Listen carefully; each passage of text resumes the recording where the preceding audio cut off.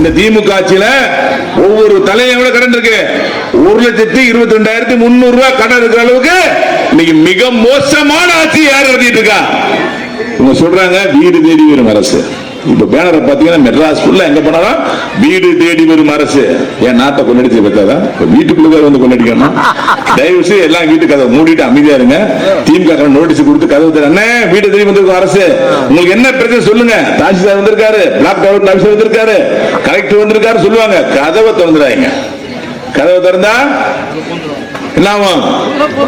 அரசு கஜானா காலியான மாதிரி வீட்டு கஜானா காலியா பாத்துங்க. எப்ப கேட்டாலும் ஒரே பதில சொல்லிட்டு இருக்காரு யாரு? மு.க. ஸ்டாலின் அவர்கள். நாங்கள் அந்த 5 லட்சம் வாக்குறுதியை நிறைவேற்றிட்டோம் அப்படின்றார். எது கேட்டாலும் எப்படி தெரியுமா?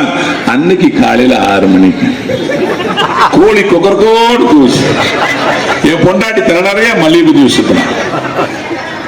உன் பொண்டாட்டி உன்னை செருப்பா அடிச்ச கதையெல்லாம் நான் கேட்கல. மாமா 500 கோடி வச்சிருக்கு கொடுத்தாரு. அது எங்க வச்சிருக்க சொல்லு. அன்னைக்கு காலையில 6 மணிக்கு கோழி குக்கருக்கோன்னு போகுது. இப்படி நாங்க பேசுற டைலாக் மாதிரி, நானும் ரோபோ சங்கர் பேசுற டைலாக் மாதிரி என்ன கேட்டாலும் 530 லட்சம் வாக்குறுதி நிறைவேற்றிட்டோம். எது கேட்டாலும் நிறைவேற்றிட்டோம். அப்பா நான் சொல்றேங்க, நான் மட்டும்தான் உதாரணம். நானே உதாரணம்.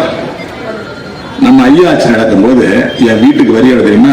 6 மாசத்துக்கு 3,800 ரூபாய். இப்ப எவ்வளவு வரி? 8,600 ரூபாய். தண்ணி வரி எவ்வளவு? வெறும் 600 ரூபாய் கட்டணும். இன்னைக்கு எவ்வளவு தண்ணி வரி? 1,800 லட்சம். ஈபி பில்லு என்னதான் எங்க வீட்டுல 3 ஏசி ஓடுது. என்னதான் 3 ஏசி ஓடினாலும் ஐயா நம்முடைய அதிமுக ஆட்சி எனக்கு 7,000 பில்லு வராது.